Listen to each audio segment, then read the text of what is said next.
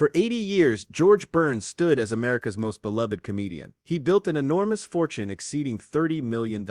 His two adopted children fully expected to inherit everything. But in March 1996, George made a choice that stunned everyone. He completely removed his kids from his will. Every penny was directed elsewhere. His family was left with nothing except unanswered questions. Close friends say George carried secrets he never shared with anyone. The true reason he cut out his children traces back to a devastating betrayal that occurred many years before. Hasn't your doctor ever told you, now George, you've got? My doctor is dead. George Burns entered the world on January 20, 1896, in a modest apartment at 95 Pitt Street on New York's Lower East Side. His birth name was Nathan Birnbaum. Life around him was noisy, crowded, and relentless. His parents Dora and Louis had fled hardship in Ropshice, Galicia, bringing their old country ways into a cramped new reality. They raised 12 children, and George was the ninth.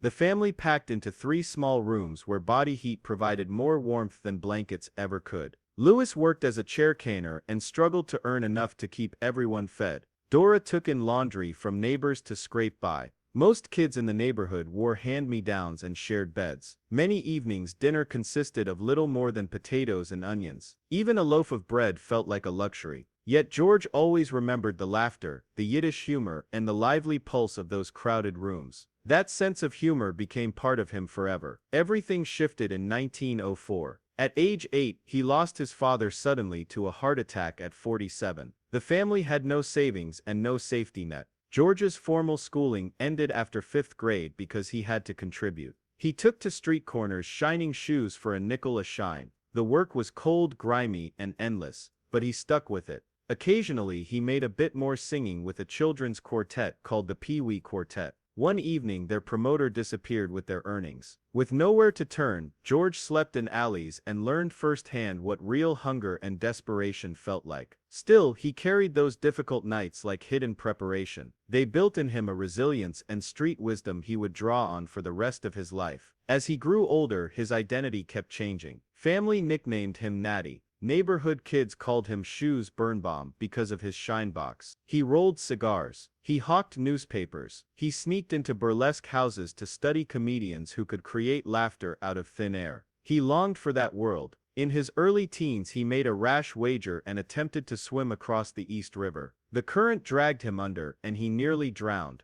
The experience terrified him, yet it also ignited something fearless inside. Before long he began experimenting with stage names. George Burns came partly from his brother Izzy, who went by George Birnbaum, and partly from the Burns Brothers Coal Company, whose coal he had once pilfered to heat the family home. He even tried out names like Willie Delight and Captain Betts simply to trick booking agents and keep getting work. At 14 he felt the pull to leave home, and he followed it. In 1910 he ran away and joined the Mickey Rooney Stock Company, dreaming of becoming a singer. His first paid gig came in a Midwest theater, but he froze on stage, forgot every word, and the audience booed until coins pelted the stage. He was fired immediately. The embarrassment stung deeply, but he always called it the greatest lesson he ever received. After that setback, he drifted through the Midwest, singing on ferry boats, in saloons, on street corners, anywhere that might pay a few cents. Some days he barely ate. Some nights he barely slept.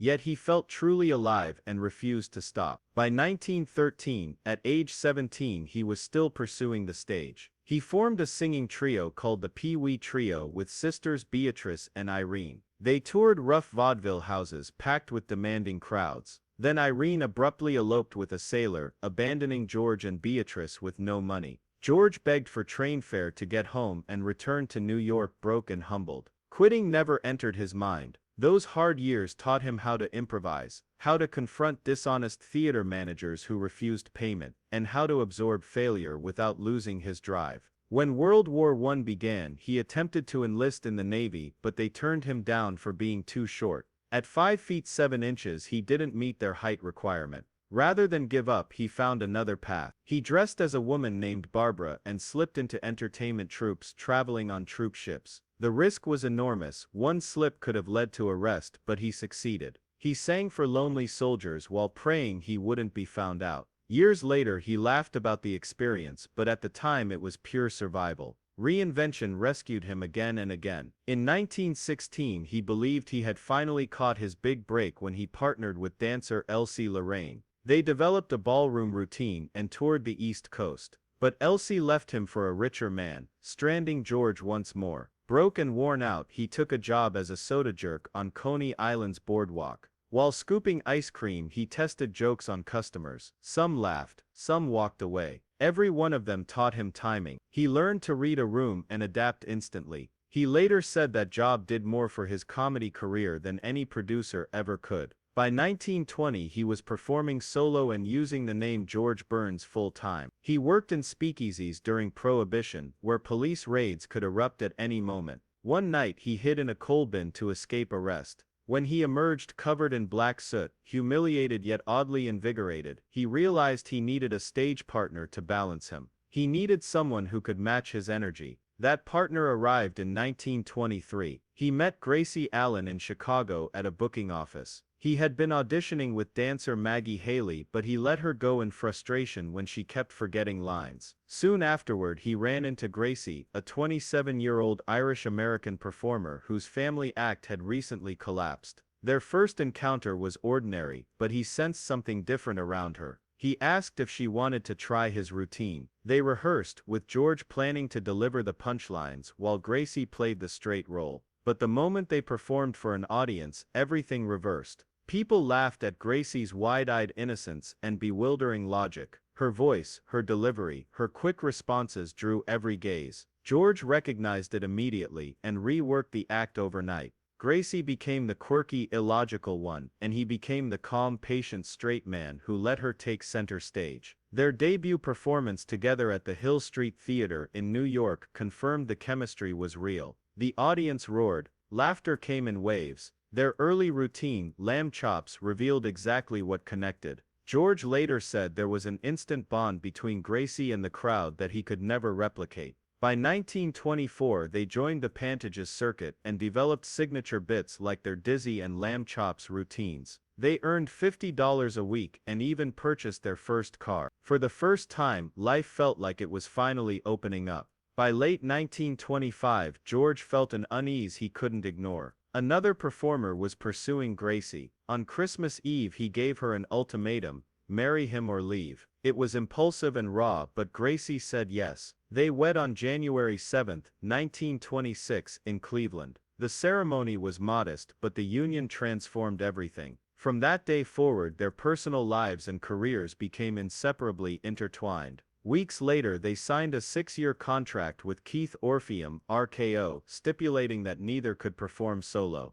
The agreement bound them together in a partnership that would endure for decades. It promised security, but life soon introduced new difficulties. Gracie began fainting during rehearsals. Doctors eventually diagnosed a heart condition that would affect her for the rest of her life. George had never imagined someone so vibrant could be so vulnerable. Yet she kept performing. She pushed through pain and fatigue year after year, earning quiet respect from everyone who worked with her. That condition ultimately forced her retirement in 1958 and contributed to her death in 1964. But throughout their rise, she carried the act with a hidden strength no audience ever saw. In 1927, George Burns and Gracie Allen took the stage at the Palace Theater in New York, and everything changed. The Palace represented the pinnacle of vaudeville. Headlining there at $1,500 a week felt like the dream they had chased for so long finally coming true. Audiences adored them, especially Gracie's bizarre logic that made no sense yet landed perfectly every time. Critics likened them to the Marx Brothers, and the laughter from those nights followed them everywhere. Their ascent appeared rapid from the outside, but it rested on years of struggle, role reversals, and the discovery that Gracie was the genuine spark who illuminated every room with one puzzled question after another. The Palace performance cemented their status as a premier act and propelled them into the next phase of their journey.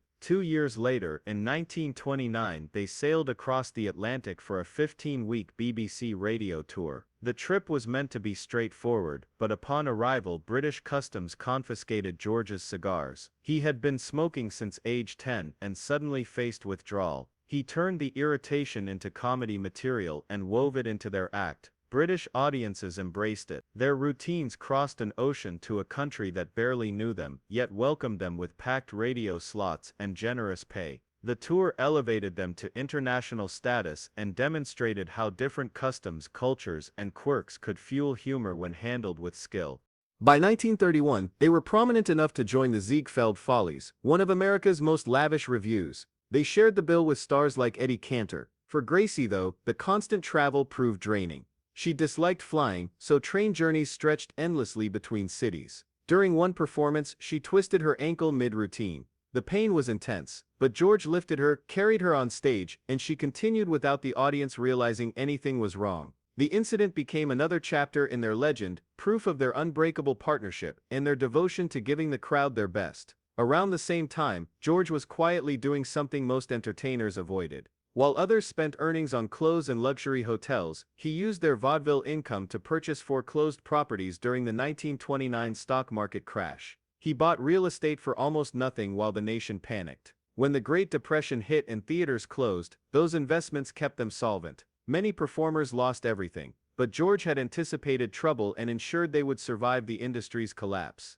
Their film debut came in 1930 with Paramount shorts like Lamb Chops. Even that milestone had its mishap. At one screening the film reel jammed, the projector overheated, and it burst into flames, singing George's eyebrows and filling the theater with smoke. Instead of panicking, he turned the chaos into an impromptu routine, joking about the explosion as though it were scripted. Studio executives watched in amazement as he transformed disaster into laughter in moments. That quick adaptability opened more opportunities than any written line ever could. Their radio breakthrough arrived on February 15, 1932, when the George Burns and Gracie Allen Show premiered on NBC. Each 15-minute episode revolved around Gracie's outlandish misunderstandings that somehow resolved every problem. By the mid-1930s, nearly 40 million listeners tuned in weekly, a staggering figure when most programs reached far smaller audiences. The format felt relaxed, largely improvised, and full of spontaneity. Listeners heard genuine laughter, authentic confusion, and real chemistry between the couple.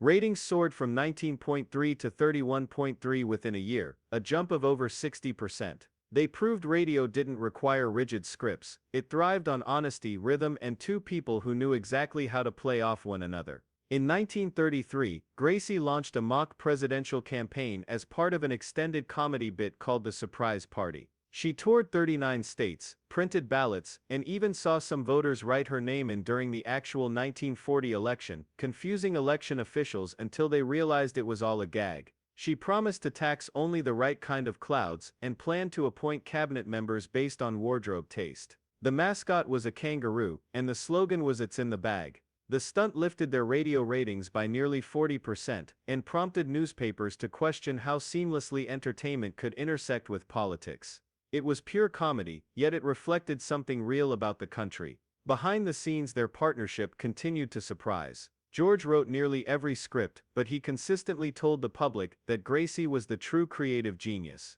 In an era when men usually claimed all the credit, he insisted the spotlight shine on her talent. In one 1935 episode, Gracie joked that she had forgotten she was married to George. Listeners believed it was real. Thousands of letters flooded in accusing George of mistreating her. He had to interrupt a live broadcast to reassure everyone their marriage was solid. Rather than damaging them, the mix-up increased ratings by 20%. The public adored how their on-air fiction felt authentic. The next major shift occurred in 1934 when they moved to CBS for $10,000 a week. At a time when most Americans earned less than $2,000 annually, that salary seemed astronomical. They began weaving real-life incidents into the show, especially after Gracie underwent an emergency appendectomy in 1937. They incorporated her surgery into the storyline and even featured actual doctors on air. Blending fact with fiction captivated listeners and redefined how radio storytelling could work. It made the audience feel intimately connected, as though they were part of the family.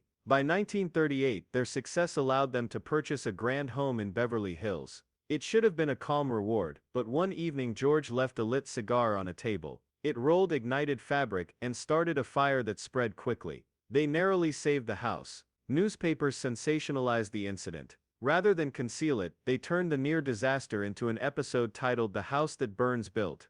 Gracie took scripted blame and spun the chaos into jokes that deepened the public's affection. Their willingness to laugh at their own mishaps became central to their appeal. Hollywood formed another major chapter. Their movie career began with the big broadcast in 1932, where their song Love in Bloom made them household names. But censorship issues arose repeatedly. Studio heads considered Gracie's dizzy lines too suggestive and demanded rewrites. George would slip the original dialogue back in as ad-libs during takes. It was a subtle act of defiance that influenced how later comedians challenged rigid studio restrictions. In 1933, during filming of International House, Gracie nearly suffered serious injury when the thin wire supporting her chandelier stunt broke, dropping her about 10 feet. George, standing directly below, caught her and cracked 2 ribs in the process. They continued the scene as though nothing happened, laughing through the pain. The camera operators froze, unsure whether to stop or keep filming. The moment stayed in the final cut, turning a close call into enduring comedy lore.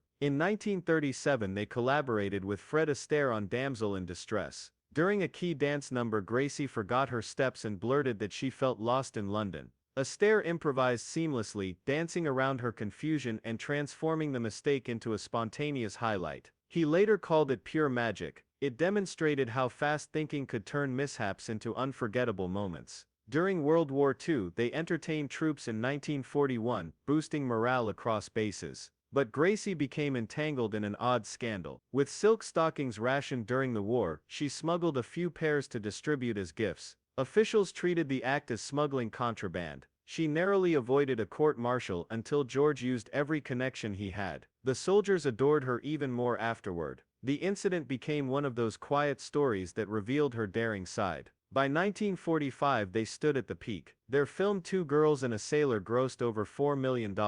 But Gracie's health was declining. She endured severe migraines that forced her to step away for 6 months. During that period, George privately began drafting his autobiography. He wanted to capture their story, especially the private moments only they shared. That manuscript later became Gracie, a love story. It preserved the essence of their partnership in a way that touched fans deeply. On October 12, 1950, something subtle yet revolutionary entered American homes. CBS broadcast the premiere of the George Burns and Gracie Allen Show. Few realized this modest sitcom would reshape television. Performed live with a studio audience, it felt daring at a time when most programs recycled radio formats or used pre-recorded segments. But when George stepped out of the scene and spoke directly to viewers, people felt as though he were right there in the room with them. The series climbed rapidly. It ran for 291 episodes until 1958 and earned nearly $200,000 per season at its height. They portrayed exaggerated versions of themselves in a simple household setting, inviting the world to believe they were glimpsing real life. That approach paved the way for the family sitcom explosion that defined the 1950s and influenced every generation that followed.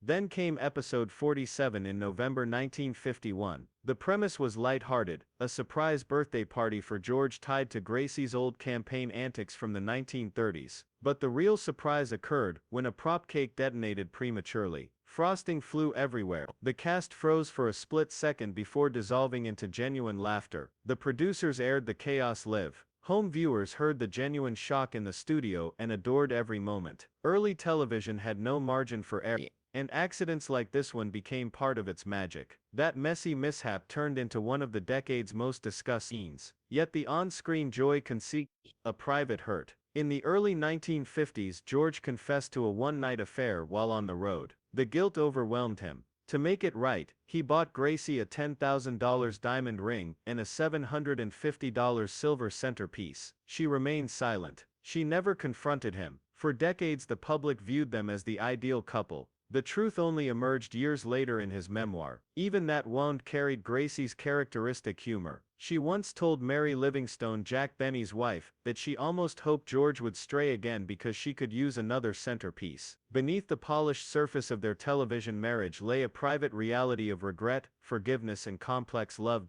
As the decade progressed, Gracie's strength began to fade. She had lived with undiagnosed heart issues since childhood, but only in the 1950s did their severity become undeniable. By 1957 she was too ill to continue filming. George shielded the truth from the public, telling viewers she was simply on vacation. She battled angina, migraines, and even performed after breaking her nose, but she could not sustain it indefinitely. She retired in 1958. On August 27, 1964, she passed away at Cedars of Lebanon Hospital in Los Angeles from a heart attack. Her death marked the end of an era that had profoundly shaped television. In 1956, while their show was still airing, Jack Benny made a guest appearance. Fans loved seeing two comedy legends together, but backstage George tripped over a cable and fractured his hip at age 60. He refused to pause production and filmed the remainder of the season seated. He later joked that it was a small price for comedy. His resilience never wavered, even when his body did.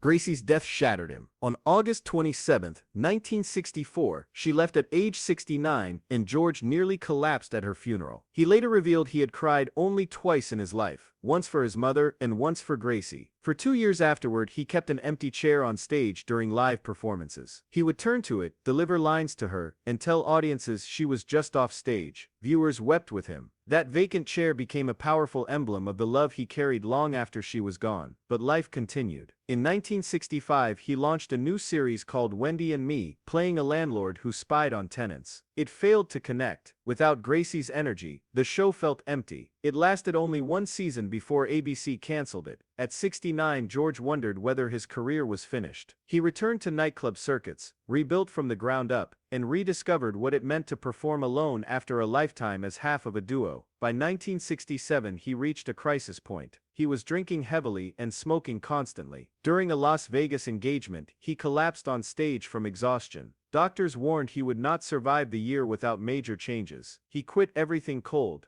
alcohol, cigarettes, every crutch. He later said that decision saved his life and marked the turning point that extended his years dramatically. In 1969, he attempted a comeback with Grandpa for Christmas specials. He hoped they would remind audiences of his roots, but fans kept asking for the old dynamic. They wanted the familiar banter, the cigar, Gracie's rhythm. George realized he needed a new counterpart, so he began working with guest stars like Carol Channing. Gradually, audiences warmed again. Gradually, he rediscovered his place. In 1968, he published his memoir, I Love Her, That's Why. It sold over 100,000 copies. Blending candor with humor, it shared intimate details, like Gracie forgetting where she parked the car. The book's success financed his first solo tour. It became the bridge to his next chapter, presenting him as a standalone voice for the first time. Then came one of the greatest surprises of his life. In 1975, he portrayed Al Lewis in The Sunshine Boys, alongside Walter Matthau. The film premiered in December 1975 and received immediate acclaim. At the 48th Academy Awards on March 29,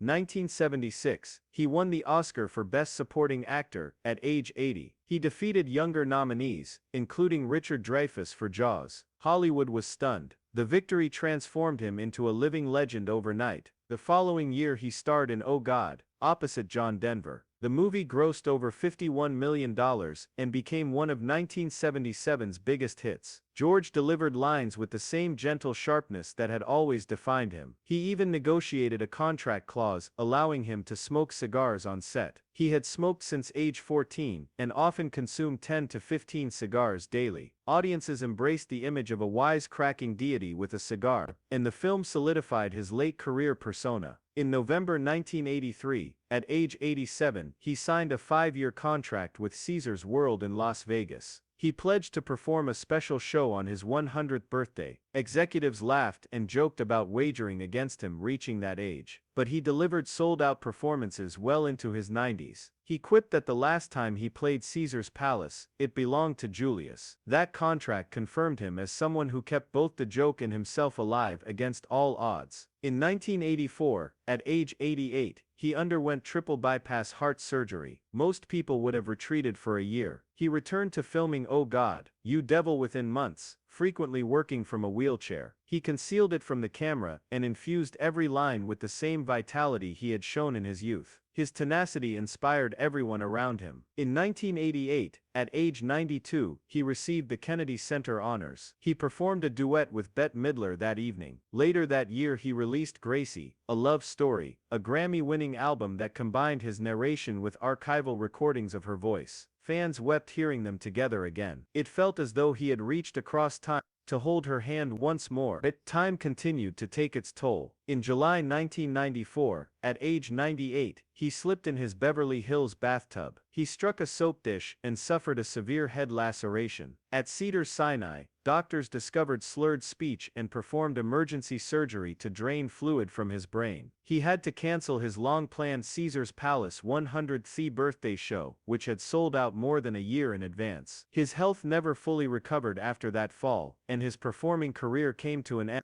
after more than 80 years. Even so, he continued bringing laughter. From his hospital bed he told jokes to friends like Milton Berle and kept dictating new material simply to stay engaged. In December 1995, he hosted a small private gathering at home, too frail for his official 100th birthday celebration. He handed out cigars and told guests he would see them at 101. On January 20, 1996, he reached 100, but on March 9, 1996, he passed away at home from cardiac arrest. That morning, George Burns died peacefully in his bed at his Beverly Hills residence, less than 2 months after turning 100. The veteran comedian had been unwell in recent months, but had recently shown signs of improvement. His estate, valued at more than $30 million, went to auction at Sotheby's in Beverly Hills on October 10, 1996. The sale included 266 lots, ranging from scripts to cigars. He bequeathed everything to Cedars-Sinai Medical Center, the United Jewish Fund, and the Motion Picture and Television Fund. His adopted children, Sandra and Ronnie, received nothing. Some people were shocked, but those closest to him understood that philanthropy had become his final act of generosity. His influence never diminished. Jerry Seinfeld has frequently said that George's book Living It Up shaped the way he crafts jokes. George's exact timing, understated delivery, and masterful straight man technique became foundational to contemporary comedy. His cigars and martinis turned into icons, but doctors later suggested it was his sharp intellect and vast social connections that sustained him for so long.